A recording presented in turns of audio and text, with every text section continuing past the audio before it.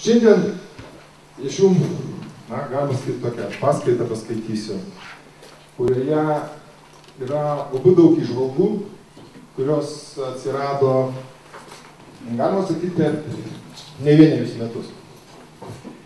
Ir pagrindinė tema, to, ką jūs pamatysite, yra turinio ir formos santykiai.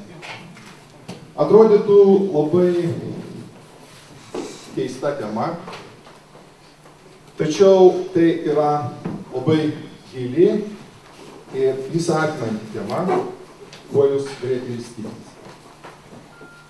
Visų pirma, labai daug žmonių įsivaizduoja, kad reikia mokytis tik formos. Ir jūs, kaip menininkai, dizaineriai, mokotės formos. Tai yra tiesa, kad reikia jos mokytis. Taip pat reikia žinoti ir koks turinys slepiasi iš tos formos. Ir bet koks balanso pažeidimas tarp turinio ir formos veda į problemas. Kas yra formai turinys? Labai paprastai. Galima taip pajuokauti, kad parodyk man savo šaldytuvo turinį ir aš pasakysiu, kas tu esi. Suprat, nueinat į bendrabutį, pažiūrit, ką draugas valgo ir galit pasakyti jo biudžetą, galit pasakyti, kada tėvai buvo atvažiavę, arba panašiai, arba kažkokios kitos informacijos. Bet vis dėlto, tai, kas yra paviršiui, kaip taisyklė, yra forma, o kas yra viduje, nematoma, kol nesudaužysi, yra turinys. Tarkim, ženklas yra forma. Ir aš abejoju, ar kas nors čia gali perskaityti, ką tas ženklas reiškia. O reikšmė to ženklas yra turinys. Matot, visą tai susiję. Nebūna vien formos. Už formos yra turinys. Procesas yra forma. Tai yra, gali būti kelias, kuriuo mes važiuojam, tam tikros formos, daug kalniukų, nuokalnių, pakilimų, duobėtas. Tačiau tikslas, į kurį mes važiuojam, jeigu mes iš šis važiuojam kažkur, yra turinys. Rezultatas gali būti kažkoks tai formalus rezultatas, kuris turi savo formą, bet programa, pagal kurią tas rezultatas yra pasiektas, už to slypi daug brėžinių, daug inžinierių darbo ir panašiai, tai yra turinys. Kalbant labai paprastai, gyvenimas vis dėlto yra forma. O gyvenimo prasmė, dėl ko mes gyvename, tai yra mūsų gyvenimo turinys.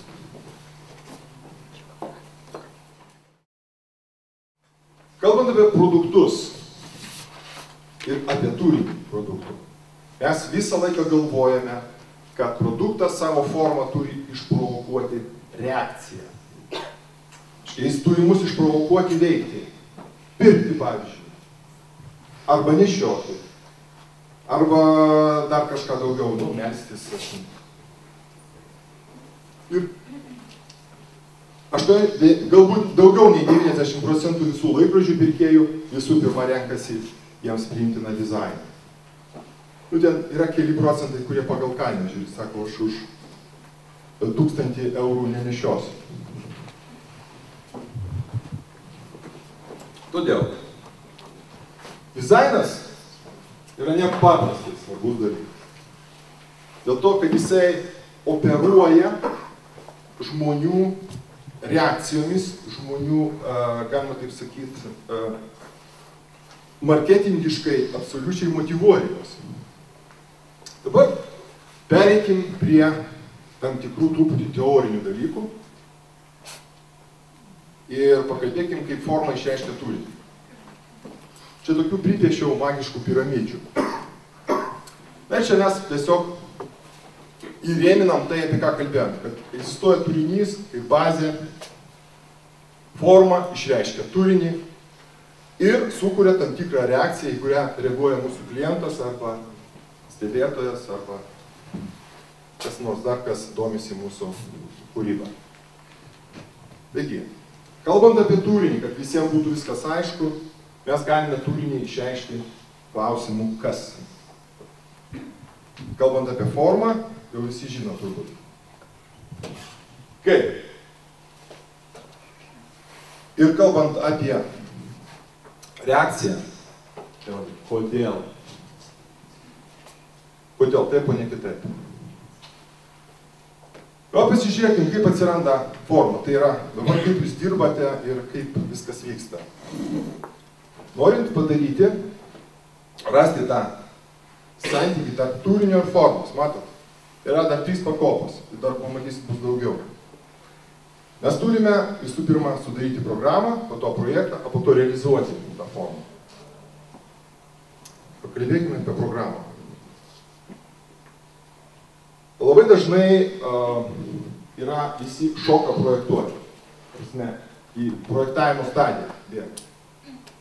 Tačiau prieš projektavimo stadiją visada reikia susiprogramuoti savo tikslus, uždavinius, pasidaryti savo programą, kurią, kritiškai apsvarsčius, vadovausimės toliau. Kai mes turime programą, mes pereiname į projekto stadiją. Tai projektas turi būti iš tiesų visada išsamus. Nes jis turi formalizuoti visus būsimų veiksmus. Visą tą planą sudėlioti. Nes kuo detalesnis ir kuo, galima sakyti, geriau paraštas projektas, tuo lengvesnė realizacija.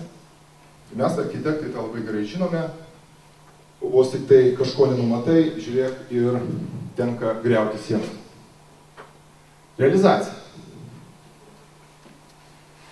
Tai, žinoma, nebūna tokios realizacijos, kad 100% būtų visiškai pagal nustatytą projektą. Tai yra kūrybinis procesas ir tai yra kūrybinio proceso galutiniai iššūkiai.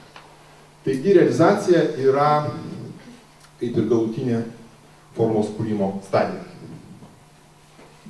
Dabar tarptų visų programos projekto realizacijos dar turime tam tikrų užkaborių, apie kuriuos vertėtų pakalbėti. Tai norint, kad programa atitiktų gerai projektą arba projektą gerai paleisti, mums reikia teisingai suformuluoti ne tik tikslus, ką aš jau iškart sakiau, bet ir kliento lūkesčius ir aplamai nutiesti tiltą, pasitikėjimo tiltą kliento rinkai. Kas tai yra? Tau pasakysiu. Ta projekto realizacijos yra vėlgi 3 pakopos. Pirma pakopa yra kopijavimas, antra pakopa yra interpretacija ir trečia pakopa tapatybė. Vėliau paaiškinsiu šiek tiek daugiau. Taigi, teisinga forma, teisinga programa, sėkmingo projekto pagrindas.